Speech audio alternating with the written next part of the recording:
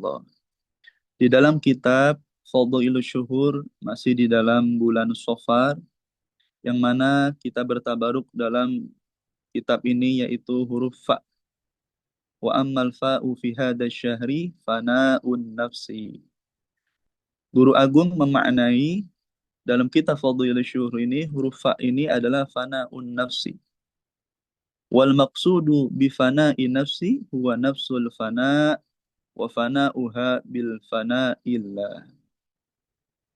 Jadi yang dimaksud fana'un nafsi adalah nafsu atau hawa nafsu yang lenyap atau yang telah melebur. Nah, nafsunya di sini adalah menyirnakan diri nafsu yang ada dalam dirinya di dalam zikrullah.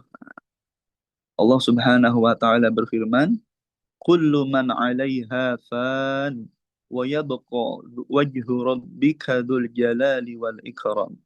Dalam surat Ar-Rahman, Allah mengatakan segala sesuatu yang ada di atasnya maka akan binasa.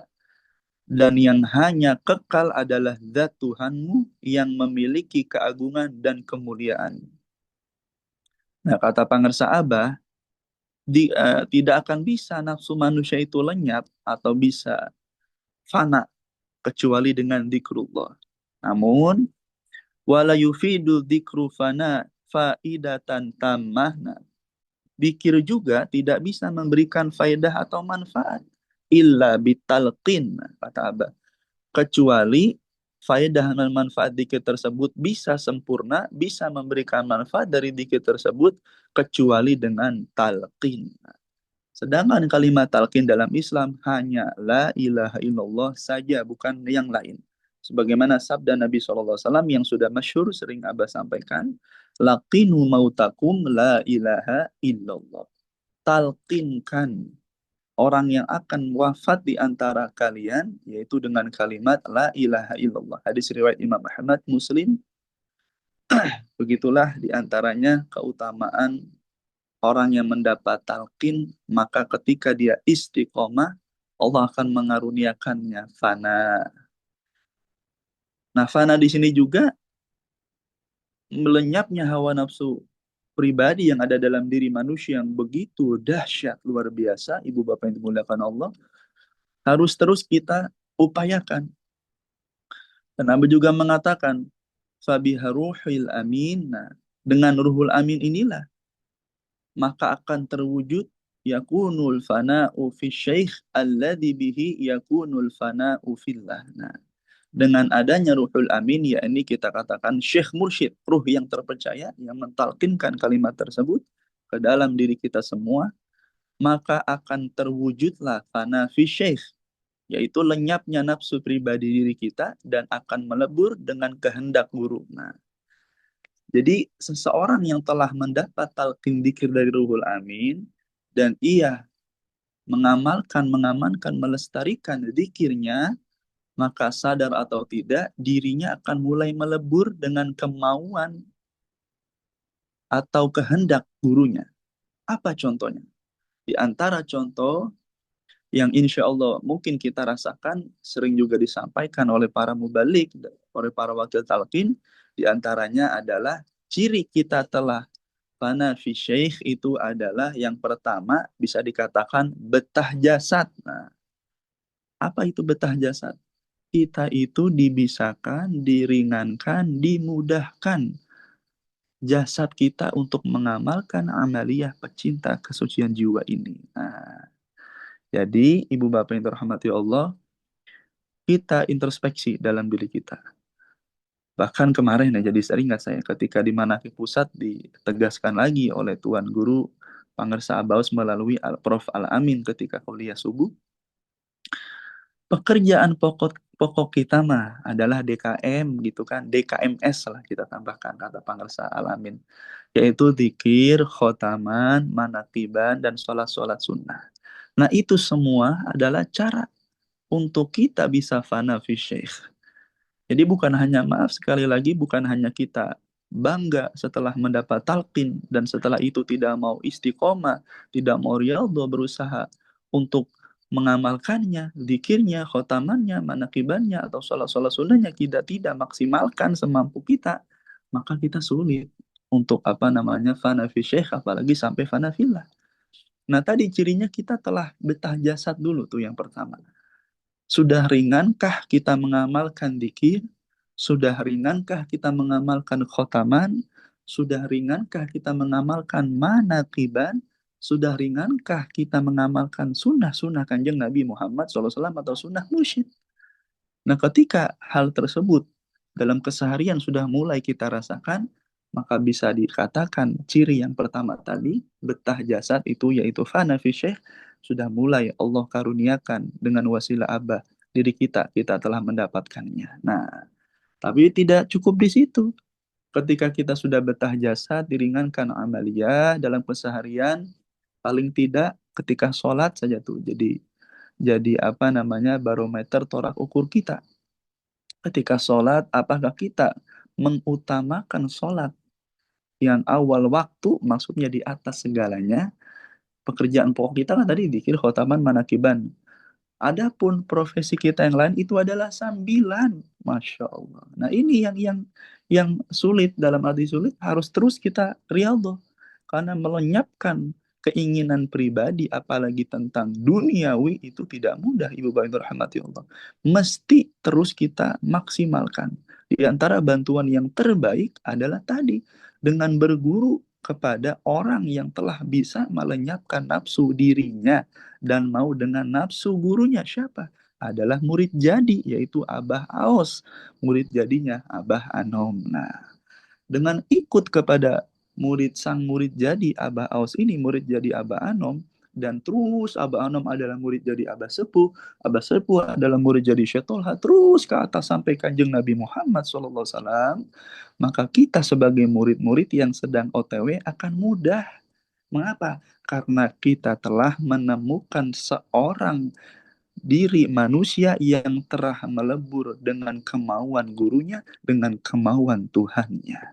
Itulah ciri orang yang ibadah bukan karenanya, tapi olehnya, telah sampai olehnya. Ciri yang utama tadi, betah jasa, ringan mengamalkan amalia pecinta kesucian jiwa. Maka Abah kan terkenal dulu kalau kami pernah mendengar, kalau tidak sadar Guru Agung Abah Anum pernah mengatakan, ajengan jejen gitu kan. Ajengan jejen mah ahli ilmu gitu. Nah, kalau ajengan aos, ajengan gaos itu ahli amal. Tuh, Masya Allah. Artinya, Tuan Guru Pangarsa Aba Aos adalah seseorang memang yang luar biasa, paling utama amaliyahnya. Khususnya di dalam berkhidmat kepada Aba Anom. Sampai detik ini kita lihat, luar biasa. Semua sabda-sabda yang ada beliau dengar, beliau praktekkan langsung sampai detik ini. Istiqomah mengamalkan amaliyah petunjuk Guru Agung Abah Anom sebagai mursyidnya saat itu. Bahkan saat ini beliau dikaruniai Allah dan diizinkan oleh Allah menjadi ruhul amin di zaman ini, menjadi guru mursyid fi hada zaman. Dan kita telah masuk di dalamnya, maka monggo sama-sama kita istiqomahkan dan kita maksimalkan untuk khidmah kepada beliau. Itu ciri yang pertama, betah jasad. Yang kedua adalah ngenah nyawa. Nah ini, ketika sudah ringan mengamalkan, katakanlah kita ngenah nyawa. Apa itu ngenah nyawa? Bisa dikatakan anteng, anteng ya. Anteng atau tenang ketika mengamalkan amaliyah. Nah, jadi tidak gemerungsung atau tidak apa rasanya tidak betah gitu. Jadi dia betah. Ketika ringan jasadnya, katakanlah sholat, dia sudah di atas sajadah, dia zikir, dia amaliyah mursyid, maka dia akan diberi ketenangan sakinah. Nah, itu ketenangan. Ketenangan anteng mengamalkan amaliyah ini. Seperti sekarang kita manakibat. Kalau kita telah dibisahkan, telah difanakan dengan fana fi syekh, maka fa insya Allah kita merasakan ketenangan ketika melaksanakan amaliyah manakib seperti ini. Bahkan ada rasa apa namanya rindu ketika seharian mungkin kita tidak manakibah. Nah itu telah melebur, kita melebur dengan kemauan Abah gitu sebagai mursyid kita. Dan contoh yang selanjutnya, cirinya adalah bunga rasa. Nah, tadi yang pertama betah jasad, ringan amalia. Yang kedua nenah nyawa, dia tenang, anteng mengamalkan dikir atau amalia. Yang ketiga bunga rasa. Nah ini, dia mendapat kebahagiaan. Apa? Kalau dalam kitab Miftahus Sudur, yang terakhir fungsi talqin adalah wasa'adatil qudusiyah. Allah Ta'ala akan mengaruniakan orang itu yang telah ditalqin mendapatkan sa'adah, wa sa'adatil qudusiyah, kebahagiaan yang kekal dan abadi. Nah, itu luar biasa. Cirinya apa yang mudah?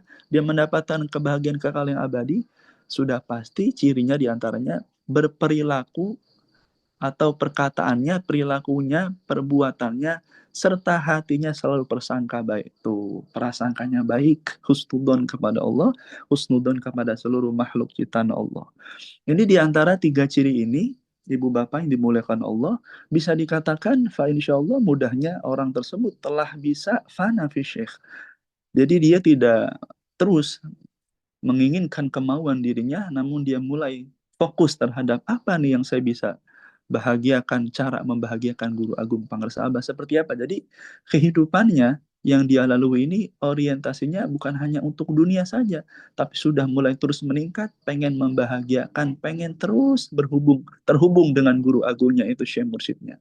Nah, dengan hal tersebut maka terus meningkat fana fin nabi terus sampai fana fi syekh, sehingga nafsunya akan lenyap serta akan menghendaki atau menginginkan kehendak dan perintah Allah Subhanahu wa taala. Kalau kita tadi ketika guru mengeluarkan maklumat, perintah baik perintah ataupun larangan, maka sebisa mungkin ketika kita mulai mengikutinya sudah mulai fana fillah, itu kita fana fisyih dan fana fillah. Di antara cirinya kurang lebih seperti yang kami pahami. Jadi ketika kita mulai disiplin, melakukan segala sesuatu aktivitas amalia mursyid khususnya, namun tidak terpaksa dalam arti kata sudah mulai enteng. Dulu kan memang awalnya mesti dipaksakan apapun. Istiqomah itu mesti dipaksakan. Berat kayak apa gitu kan? Kayak apa mesti kita laksanakan. Sampai nanti Allah berikan ketenangan ketika melakukan itu semua. Bahkan enteng diri kita melaksanakan amaliyah dari guru agung sebagai mursyid kita. Itu semua ibu bapak yang dirahmati Allah agar kita termasuk orang-orang yang beruntung. Nah, ciri orang yang beruntung adalah orang itu mau ikut manut sami'na wa ata'na kepada guru agung Pangersabah. Seperti subuh kali ini diantara cirinya. Kalau keinginan kita kan Ba'da subuh ngapain nih biasanya? Pada umumnya. Saya gitu kan dulu ngapain? Kita ya sudah biasanya pasti aktivitas dunia dulu. Ya bukan tidak boleh, boleh. Tapi setidaknya kita mulai kurangi gitu kan. Biasanya ba'da subuh mungkin ada yang langsung ngopi, santai, baca koran atau baca berita. Les sampai isyrok, sampai waktu matahari terbit gitu kan. Les gitu aja gitu kan. Misalkan umum seperti itulah. Sekarang tidak. Kita menunggu isyrok dengan manakiban. Ini luar biasa manakib online internasional ini. Maka semoga kita dikaruniakan istiqomah dengan karomah dan semoga seluruh ikhwan akhwat semuanya yang belum ikut diikutkan, dibisahkan melalui wasilah abah bergabung dalam manakib online internasional ini karena sangat besar fadilahnya terutama untuk belajar dalam fanafi syekh terhadap guru agung Pangersabah. Terima kasih Ibu Bapak, rahimakumullah atas perhatiannya. Semoga yang sedikit ini manfaat untuk saya dan kita semua.